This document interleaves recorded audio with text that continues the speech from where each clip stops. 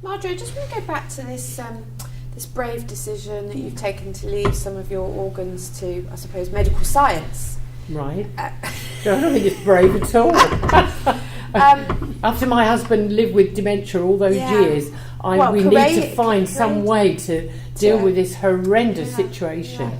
And if my little bit might help, well, I think it's fantastic. I mean, interestingly, one of my relatives is quite keen on doing something similar. But some of the and so she came and asked me, being in the hospital environment, where and actually I honestly didn't have the first. I couldn't answer her question about who you connect up with to make that happen. But some of the family have also come and said to me and said, "Do you know what Mum's planning to do?" They got the sense I was helping her with this ambition, and they're not too keen on this happening to Mum. And I tried not to get involved. I thought, oh, this is I don't need to tread here. But it did strike me. I thought this is something she wants to do, and their concern is they won't have their mum, or she won't be the same. I suppose it speaks a bit to the organ donation debate that goes on, doesn't it? Very much so.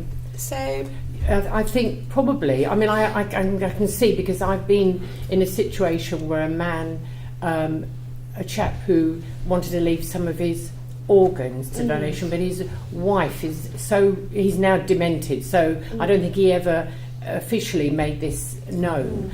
But I spoke to his wife just this morning. He's been put into a care home and sectioned. Life just got very difficult. Yes. And she said she was approached about the DNAR, that's what it's called now, isn't it? And by the home staff wanting to complete paperwork. And she said, "Oh, I can't agree to that. That's absolutely not I can't do that. My son will have to deal with it." And she's been a healthcare assistant just about all her life. Yeah. And then he had once requested maybe leaving his eyes.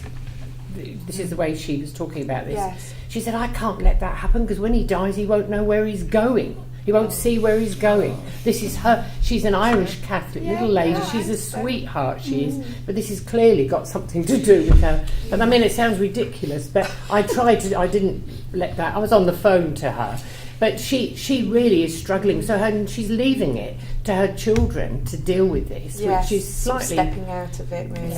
She's but it kind of gives the sense, doesn't it? And we know with organ donation, this is absolutely some of the challenge, isn't it? Things like that, everything except my eyes, or Sure.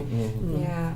Do families, if a person has signed an organ donation situation, so when the time comes and the family are approached, do the family have the say to override what the patient wants?